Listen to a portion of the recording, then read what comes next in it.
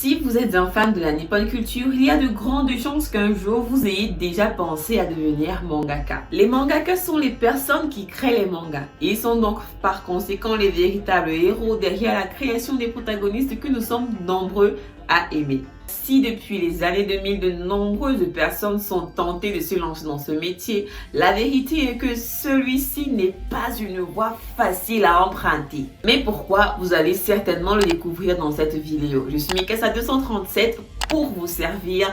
N'hésitez pas à me rejoindre sur les réseaux pour plus de fun. Dans cet épisode de l'Instant Sugoi, on va parler du métier de mangaka, de ses travers et comment faire pour arriver à en devenir un. L'Instant Sugoi, c'est maintenant sur Leader Phoenix. C'est parti!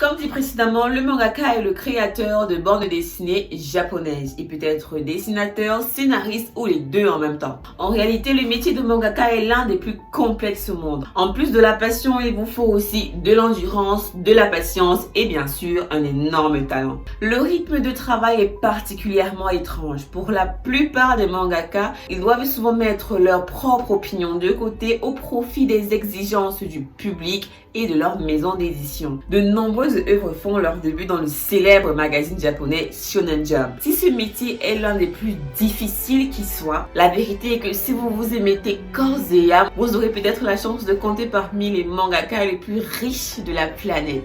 Et ça, c'est peu de le dire. La question maintenant qu'il faut se poser, c'est quelles sont les étapes à suivre pour devenir mangaka ou simplement aspirer à l'être. La première chose à faire, et je crois est l'étape la plus simple, il faut lire des tonnes et des tonnes et des tonnes de mangas.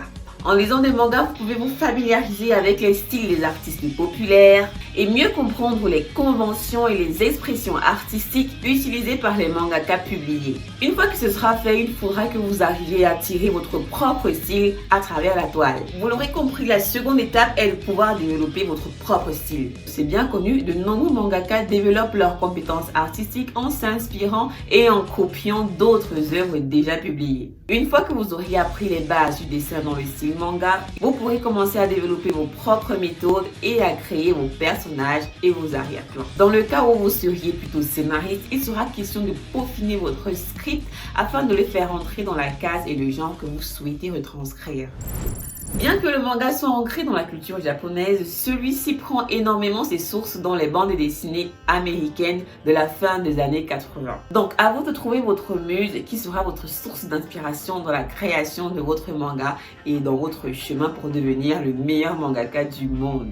Ce serait trop bien.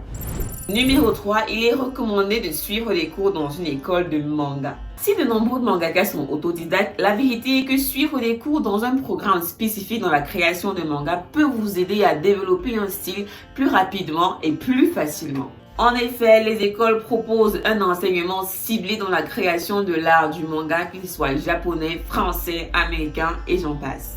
Cependant, sachant que nous sommes en Afrique, particulièrement au Cameroun, et que ce type d'école n'existe pas ici, enfin pas à ma connaissance en tout cas, il sera ici question pour vous de trouver un mentor, une personne qui sera capable de vous apprendre tout son savoir-faire.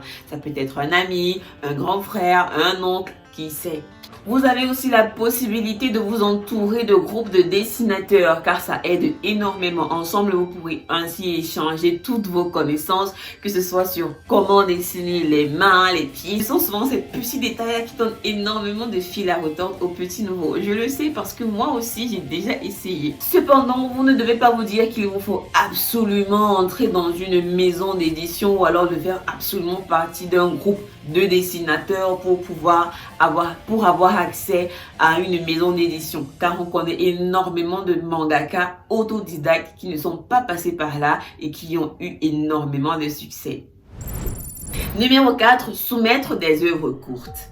Nombreux sont ces mangaka qui, à leur début, sont passés par la soumission de leurs œuvres courtes à des magazines. Le processus s'effectue un peu comme dans Bakuman. Vous allez proposer un projet de série courte à un magazine populaire et ce sera à celui-ci de déterminer si votre série, votre projet est à la hauteur de leur attente. Si vous arrivez à leur taper dans l'œil, vous serez mis en relation avec des éditeurs et des rédacteurs qui auront pour objectif de mettre votre travail en avant. Travaux qui réussissent à être publiés peuvent souvent déboucher à un contrat de mangaka. Cependant, vous ne devez absolument pas avoir le feu aux fesses car ce processus peut prendre énormément de temps, voire plusieurs années. Et oui, pour ceux qui se posent la question, vous avez aussi la possibilité de participer à ces concours en étant en Afrique, au Cameroun, car il y a énormément de concours mis en place dans ce cadre-là afin de toucher les créateurs internationaux. Comme exemple, vous pouvez compter le manga Wachaland qui a été créé par un Camerounais vivant au Cameroun et qui a été publié dans le célèbre magazine Shonen Jump il y a encore quelques mois de cela. Incroyable! 5. Devenez d'abord assistant. De nombreux mangaka font leur début en travaillant d'abord comme assistant dans une maison d'édition de manga. Les assistants effectuent certaines tâches nécessaires à la finalisation des projets, en réalisant des dessins et en éditant le contenu pour un mangaka. Le travail d'assistant vous donne entre autres la possibilité d'établir énormément de relations avec les maisons d'édition qui pourraient débaucher sur d'autres postes à l'avenir. En gros, gagner la confiance d'un mangaka célèbre peut vous donner l'opportunité de votre vie en termes d'expérience, de compétences et bien sûr de mentorat. Et c'est ici que s'achève cette première partie de comment devenir un mangaka. Dans le prochain épisode de l'Instant Sugoi, on développera quelles sont les véritables compétences qu'il vous faut mettre en œuvre pour devenir un célèbre mangaka. Vous pouvez me rejoindre sur TikTok à l'adresse Mikasa237 et sur YouTube où je suis aussi très active. Vous pouvez aussi rejoindre la page Leader Phoenix sur Facebook où nous sommes très actifs et où vous pouvez donner votre avis sur nos différents programmes. On se retrouve très bientôt, bande de gens. D'ici là, portez-vous bien. Bye!